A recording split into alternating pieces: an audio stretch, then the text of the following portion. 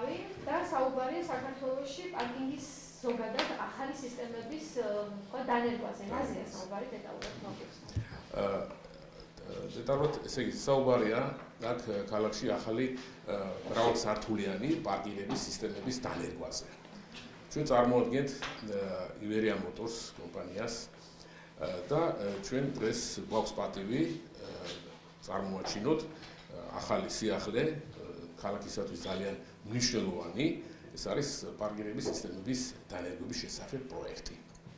მოგეხსენება დღეისათვის სოფლიოში ჭიდრო დასახლებულ ადგილებში დიდ პრობლემას წარმოადგენს მანქანების პარკირება და მწვავედ დგას ეს პრობლემა. ასევე მწვავედ დგას ეს თბილისში და ასე უფრო მეტად მნიშვნელოვანი და უფრო გამწვავდება ეს პრობლემა მომავალში თუ რაღაცა ახალი პროექტი არ შემოვიდა და ახალი არ გადაწყდა ეს პრობლემა ტექნიკურად. ამ შემთხვევაში ჩვენმა კომპანიამ შეისწავლა სოფლიოს მრავალი ქვეყნების გამოცდილება, რამოდენიმე ქვეყანაში ვიზიტად ვიყავით. ჩვენმა ინჟინერებმა აბსოლუტურად აი ამ პრობლემის გადაწყვეტის ყველა მიმართულება და ყველა სისტემა შეისწავლა და მათგან გამოყო რამოდენიმე, რომელიც ძალიან საინტერესო იქნება თბილისისათვის. მოგეხსენებათ, თბილისის თავისი განლაგებით სპეციფიკურია, არის ქალაქში წარმოდგენილი ძველი უბნები და ახალმშენებლობები. ამ შემთხვევაში ყველა უბანი თხოვნობს ინდივიდუალურ პროექტის გაკეთებას. ეს პროექტი, რა თქმა უნდა, მთელ სოფლიოში ყველა მთავრობის მიერ და ყველა მუნიციპალიტეტის მიერ არის მხარდაჭერილი.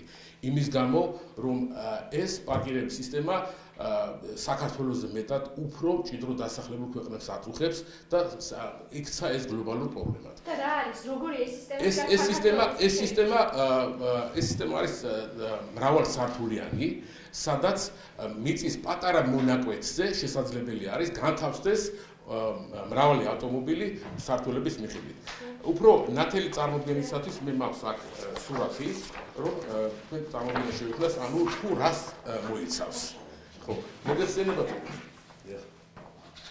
ეს არის მეტალის კონსტრუქციების და მისი უპირატესობები გამოიხატება იმაში, ჯერ ერთი ეს არის გაცილებით ეკონომიურად უფრო მონგებიანი, რადგანაც ბევრ შემთხვევაში არ არის საჭირო მიწის სამუშაოების შესრულება და მიწაში ჩასვლა. ეს არის 2-დან 15 სართულამდე. ჩვენ რასაც ვთავაზობთ. და ასევე ეს გამოდგება სხვადასხვა მიწის გრუნტისათვის, სადაც გრუნტის წყლების პრობლემა არის, სადაც სხვადასხვა რელიეფია და ასევე ისეთი ადგილებში, მაგალითად თბილისში, როგორც არის ძველი უბნები, სადაც არ არის პარკინგებისათვის საჭირო ადგილები, ჩახერგილია ავტომობილებისგან, ეს საცობები იქნება და ეს ერთ-ერთი გადაწყვეტის საშუალება არის. გარდა ამისა, უპირატესობები აქვს გარდა ამისა, ბევრი უპირატესობა გააჩნია იმის გამო, რომ მისი, თქვათ, ან ადგილის საჭიროების შემთხვევაში შეიძლება მოხსნილი იქნას მისი დემონტაჟი გაკეთდეს და გადავიდეს სხვაგან. ესე იგი, ეს არის მიწის ზედა, იმიტომ რომ ჩვენ როდესაც შევისწავლეთ თბილისის და ბათუმის სიტუაციები და მისი ასე ვთქვათ შესაძლებლობები, უფრო უპირატესობა მივანიჭეთ ჩვენ მიწის ზედა მეტალის კონსტრუქციებს. ანუ აი ასეთ სახის. ამ კონსტრუქციებში და ამ სისტემებშიც არის რამოდენიმე სახის, მაგრამ საქართველოში ჩვენ მოვამზადეთ უფრო ისეთი, რომელიც უფრო მართებულია და გამართლებული იქნებოდა ჩვენი პირობებისათვის. ამ პროექტს მხარდაჭერა აქვს, ესე იგი სხვა სისტემას კი, არის მიწის ქვედა სისტემებით, ავტომატიზებული, მაგრამ ის დღევანდელი პირობებისათვის არც დეველოპერებისათვის მისაღები, არც რაიმე მსხვილი ობიექტებისათვის, როგორც არის ჰოსპიტალები, სასტუმროები, სუპერმარკეტები, ყველას ასეთი ობიექტებისგან არის საჭიროება ასეთი პარკინგების. აი ამ შემთხვევაში წარმოდგენილი არის უბრალოდ ეს თვითონ კონსტრუქცია და ეს კონსტრუქცია იფუთება შესაბამისად რა გარემოშიც ხდება მისი განთავსება. ანუ მანქანა აი ამისათვის მე წარმოგიდგენთ პატარა ვიდეოს სახით, სადაც ნათლად ჩანს თუ როგორ ხდება მანქანის განთავსება სხვადასხვა სართულებზე.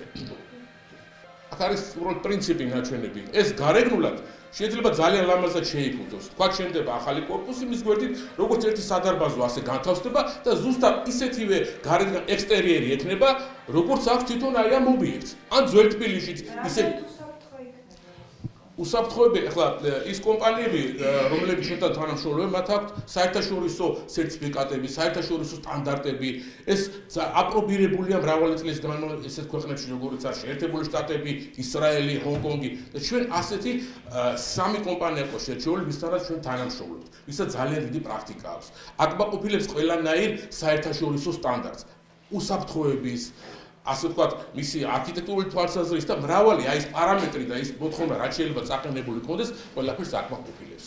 და ამის დანერგვა თბილისისათვის ეს არის აი როგორც ასე ვთქვათ, ჰაერი თუ ჩვენ დიახ. ლიფტისებური ეს იყო რაც ნახეთ, თუ ლიფტისებური სხვა არა, არის სამი სისტემა. ერთი არის კოშკურა ტიპის, სადაც ორი მანქანის ადგილას, სამი მანქანის ადგილას თავსდება აი ესეთი 15 სართულამდე, ეს არის კოშკურა ტიპის და თვითონ ლიფტისებური, არის მეორე თქვი ამას პაზლის სისტემა, სადაც ესე იგი უფრო გაშლილი არის ეს მანქანები და ხდება მისი ესე იგი სხვადასხვა შესასვლელებიდან გამოყვანა მანქანის და არის თუ კარუსელის გამოძახება, კარუსელის ტიპის. ხო და აქედან დიახ. რაოდენობაზე რო გითხოთ, აი მაგალითად, რამდენი მანქანა დაეტევა, ასევე ფასიანებიც უნდა იყოს, აი ეს არის რამოდენიმე მიმართულების. ერთი არის, როდესაც თვითონ დაინტერესებული კერძო კომპანიები ყიდულობენ, თქვა დეველოპერები, ან ჰოსპიტალები, სუპერმარკეტები, სადაც აი კომერციული დატვირთვა აქვს ადგილებს, თვითონ ყიდულობენ ისინი და ამას აქირავებენ. არის მეორე, როდესაც თქვა სახელმწიფო დაწესებულებებში, სადაც აუცილებლობა არის, რომ იქ მიმსვლელი თქვა განათავსოს მანქანები, იქ თვითონ ყიდულობენ ამას და უბრალოდ როგორც უფასო ისე არის. ანუ რამოდენიმე სხვადასხვანაირი დატვირთვა არის კომერციული პროექტი და არის არაკომერციული. ანუ კომერციულია თვითონ აი თქვენ ჩამოთვალეთ ის ორგანიზაციები თუ შეიძლება. კი, რა თქმა უნდა, აი წარმოიდგინეთ თბილისური რეალობისთვის, აი ვიღოთ ბაზრობასთან, ხო? ის ფაქტურად გავლა შეუძლებელი. ან ნებისმიერ ჰოსპიტალთან, სადაც ახლა ჩვენ გვიწევს ახლა ურთიერთობა, ხო? მივდივართ, გადატვირთულია მანქანებით, ვერ გააჩერებთ. ზოგჯერ მოდის ავადმყოფი ფაქტურად უჭირს შესვლა, გამოსვლა, იქ რაღაც მანქანის მიყენება და სწორედ აი ეს ძალიან სერიოზული კაი გამოსავალი იქნება. ფასები გეტყვით, თუ მაგალითად ფასები მერყეობს იმის და მიხედვით თუ რა კონფიგურაცია იქნება, რამდენი სართულიანი იქნება, როგორი მიწის გრუნტზე იქნება, იმას შესაბამისი ბეტონის მოედნის გაკეთება და აქედან გამომდინარე, სადღაც მერყეობს 6000-დან 12000-მდე. ერთი მანქანის ხო, ეხლა რაც შეეხება დაყენების თვალსაზრისით, გავითვალისწინეთ არსებული გარემო, გადახდის უნარიანობა, თქვა კომერციულ ადგილებზე, ფასი იქნება 2-დან 3 ლარის ფარგლებში. რაც უკვე თბილისში, ასე ვთქვათ, ეს ფასი დომინირებს. ბაზრობებთან, სხვადასხვა კომერციულ ადგილებზე უკვე 2 და 3 ლარს უკვე იხდიან, ასე ვთქვათ, ის დაინტერესებული ხალხი მიწის ადგილზე მიდის. ეს რაც შეეხება კომერციულ მხარეს და კომერციულ ობიექტებთან განთავსებულ აი ამ სისტემებს. არაკომერციული წიხილება აი არაკომერციული ეხლა ზოგჯერ თავისი საჭიროებისათვის. ეხლა ჩვენ რამოდენიმე კომპანიასთან მოლაპარაკება გვაქვს, რამოდენიმე ჰოსპიტალთან და თვითონ ჭირდება თავისი პერსონალისათვის და ასევე მისი მომსვლელებისთვის, მისი პაციენტების, რომელიც უნდა შევიდეს და აქ რაღაცა გარკვეული საქმე აწარმოოს. ბატონო, ან თქვენ ხართ ივერია მოტორსის წარმომადგენელი, ხო, ამ შემთხვევაში და თქვენი კომპანია შეუძლია აი დაკვეთა მიიღოს და გააკეთოს ეს. და ეს მომსახურება გასცეს.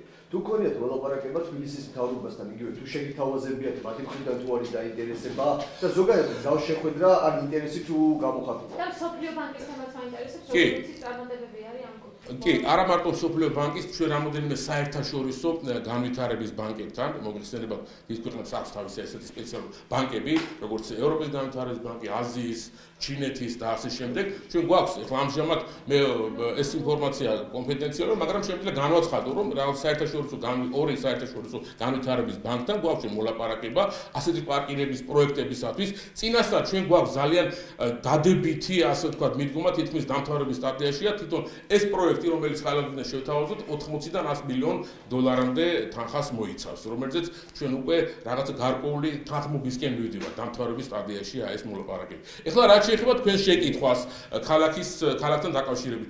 ჩვენ ასეთი მოლაპარაკება ჯერ არ გაგვიმართავს ქალაქთან, მაგრამ ჩვენთვის ცნობილია ეს, რომ ძალიან აქტუალურია ქალაქისათვის, იმიტომ რომ ეს არის ერთ-ერთი სერიოზული ინფრასტრუქტურული რაღაცა პროექტები, რომელიც განხორციელდეს თითქმის ყველა უბანში ქალაქის და მე მგონია რომ ახლო მომავალში უნდა შედგეს ეს შეხვედრა, იმიტომ რომ იმდენად მომწიფებულია ეს პრობლემა, შედგება და ჩვენ ასე ვთქვათ წარმოვიდგენთ ამ პროექტს, რადგან ალბათ სურვილი აი ეს ჩვენ ვიცით რომ არის ქალაქში, იმიტომ რომ ჩვენ ამასინად შევესწარით გადაცემული იყო მასმედიაში პრემიერ-მინისტრის და ქალაქის მერის შეხვედრა, სადაც ერთ-ერთი საკითხად აი ეს იყო გამოყოფილი, რომ ინფრასტრუქტურულ პროექტებში ერთ-ერთი პრიორიტეტი კონდეს მიცემული აი ესეთი მრავალსართულიანი პარკირების სისტემების გაკეთებას. ბატონ თუმურდა, ეს რო გავმარტოთ ცოტა ვერ გავიგე, აი ანუ რიგითი მოქალაქეებისთვის ეს ფასიანი არ იქნება, ეს მხოლოდ კომერციული ორგანიზაციისთვის იქნება ეს პარკინგი, ეს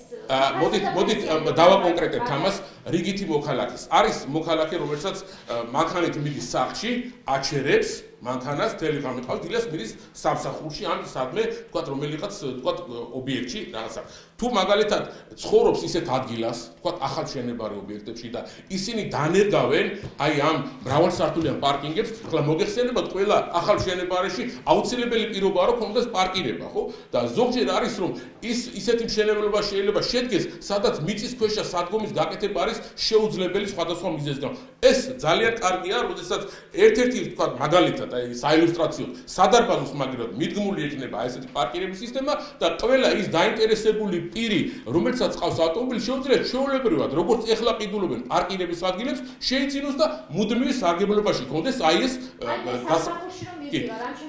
სამსახურში მაშინ თქვენ აი მაგალითად თქვენ წარმოადგენთ ექიმი ბრძანდებით სადმე ჰოსპიტალში მაგ შემთხვევაში თქვენ საავადმყოფო თავისთვის ყიდულობს აი ამ პარკირების სისტემას თანამშრომლებისთვის იქნება უფასო მაგრამ მომსვლელებისთვის იქნება ფასიანი რომ მას ასე ვთქვათ ის თანხა წამოიღოს თორემ თავისთავად ეხლა აი მაგალითად მე მაგალითად დაგისახელებთ ამას უნდა ვიყავ მივდივარ 1 საათით 9 საათით რუსთაველზე თავისუფლებაზე იქ ფასიანი იქნება ფასიანი აი ეს მაინტერესებს იქ ფასიანი იქნება სადაც თქვენ დროებითაც უნდა განათავსოთ მანქანა და ვთქვათ მთელი ღამე არ ჭირდებათ გაჩერება იქ უდაოდ ფასიანი უნდა იყოს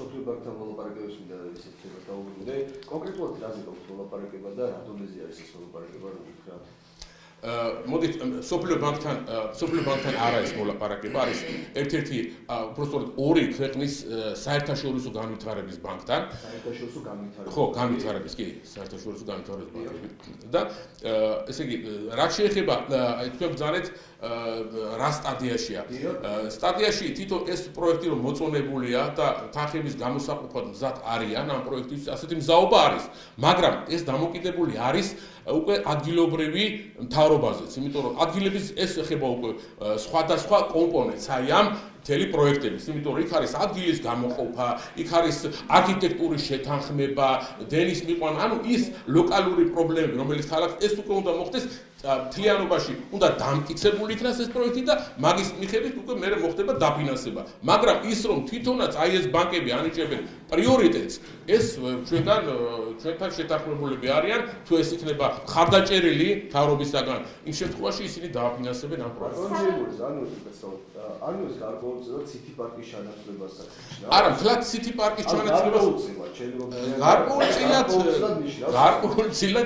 გარკვეულწილად მაგრამ არა მთლიანად მაგრამ გარკვეულწილად იქნება იმიტომ რომ აი წარმოიდგინეთ ეხლა თქვენ აჩერებთ სიტყვაზე კორპუსის წინ მანქანას იქ არის city park-ის ასე ვთქვათ მონიშნული ტერიტორია მაგრამ ამავე დროს თქვენ კორპუსში შეიძლება გქონდეს ეზო სადაც იმ ეზოში არ არის city park-ის ასე ვთქვათ გავლენის სფერო და იქ აშენებთ ამას და აჩერებთ ის მანქანა რომელიც დღეს თქვენ ქუჩაში გაჩერებული და ვთქვათ იქ მოძრაობას აფერხებს შედის ეზოში და დგება გავსადგეს რუსთაველზე რომ იყო არა შეიძლება არა ეს გავსი ადგილების მოძებნა იცით ხო ჩვენ ისიც ვიცით ეხლა სადაც უბრალოდ ფიზიკურად სხვა ადგილი ვერ გამოდის ხო აი მაგალითად შეიძლება ეს მოფარებულ ადგილას იყოს აი მაგის როცა მზაობა არის და როცა მონდომება არის ესეთი ადგილები ჩვენ ძალიან დეტალურად შევისწავლეთ ძველი თბილისი რუსთაველი ვაკე საბურთალო ასეთი ადგილების გამოძებნა ხდება დაახლოებით 100 ადგილი არის უკვე მოძებნილი შიდა ეზოებში დაახლოებით სავარაუდოდ ეხლა რადგანაც შენ არ არის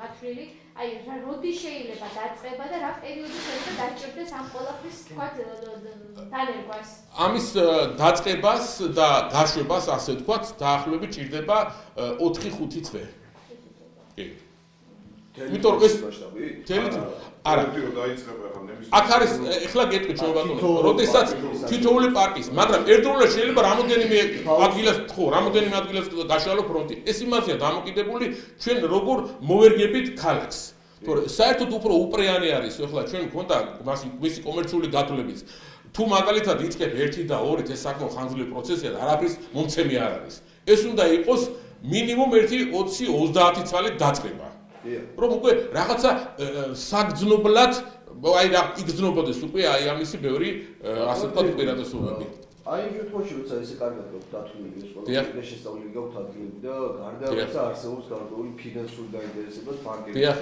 ხო რომლებიც ფულს გიყო აი ესეთ ვითარებაში თავრობას რატო არ შევდით აქამდე ადგილობრივ თავრობას რომ მერიას უფრო სერიოზულად გაილაპარაკოთ და არა მე ცალკეული რამოდენიმე ესე იგი გამგეობის წევრებთან ადგილობრივ მუნიციპალურ სადაც ჩვენ სწავლობთ ადგილებს ჩვენ გვქონდა შეხვედრები სადაც აქტუალურობა გვაინტერესებდა იმ ადგილების და არის თუ არა მოწმე ჩვენ ამ საკითხს სწავლობდით 2008 წლიდან მე თვითონ ვიყავი რამოდენიმეჯერ საზოგადოებრივ ისრაელში დუბაიში ჩინეთში და ნახეთ იქ როგორ არის ეს ყველაფერი მაგრამ საქართველოს ჯერ ბაზარი ასე თქვა მოწიფებული არ იყო თვითონ აი გადახდა ახსენეთ ხო აქამდე 5 წლის წინ 3 ლარს არავინ არ გადაერთიდა და 2 ლარს 1 საათში მაგრამ დღეს უკვე რეალობა რო ნახოთ ესე იგი თქვა მაგალითად ბაზრობებთან სუპერმარკეტებთან კლინიკებთან აი ხეჩინაშვილის კლინიკაში ვიყავ მასე შესვლა ღირს 2 ლარი რო დააყენო მანქანა უკვე ბაზარი მომზადებულია ამის ადგილებიც უკვე ნელა ესე სხვა გამოსავალი პირდაპირ ტექსტით რო ვთქვა უკვე არ არის რაღაცა ნაბიჯი უნდა იქნას გადადგმული რომ აი ეს პრობლემა ავტოსადგომის პრობლემა რაღაცნაირად განიმუხტოს ბატონო რამე ეს არის პირველი ოფიციალური პრეზენტაცია თქვენი და აწიგ ექნება ალბათ ვიმედოვნებ რომ ეს შეხვედრა შედგება იმიტომ რომ ზაობა თვითონ მენება გამოხატოს ამ შემთხვევაში. არა, ორხრივი უნდა იყოს. ზაობა მთავრობიდან არის, მე გეტყვით, რატომ მოხდა ეს ჩვენი შეხვედრა და რატომ ვაკეთებთ ამის ჩვენ აფიშირებას? იმიტომ რომ ჩვენ როდესაც ცნობილი გახდა, როდესაც პრემიერ-მინისტრის დონეზე და ქალაქის მერის დონეზე იხილება ეს ინფრასტრუქტურული პროექტი, ანუ საკითხი უკვე აქტუალური გახდა. აქედან ჩვენ ვაგებინებთ, რომ ჩვენ ნამუშევარი გვაქვს ჩვენ უკვე ასე ვთქვათ საერთაშორისო საფინანსო ინსტიტუტებიდან გვაქვს ხარდაჭერა ტექნიკურად, ფინანსურად პროექტების თვალსაზრისით ჩვენ მზად ვართ ამისთვის, აი ეხლა უკვე ჩვენი შეხვედრა არის დროული და ალბათ იმედს გამოთქვან, რომ ეს შეხვედრა თავისი ნაყოფს გამოიღებს და ქალაქში აი ესეთი კარგი საქმე გაკეთება. ეს ისტორიული საქმეა პირდაპირ შემიძლია გითხრათ. ეს არ არის 100%-იანი განუხტა ამ პრობლემის გადაჭრის, მაგრამ ერთ-ერთი თქვენ ლამაზად ახსენეთ, თავისი წვლილი შემტანი იქნება სწორედ აი ამ ავტოსადგომების პრობლემის გადაწყვეტაში.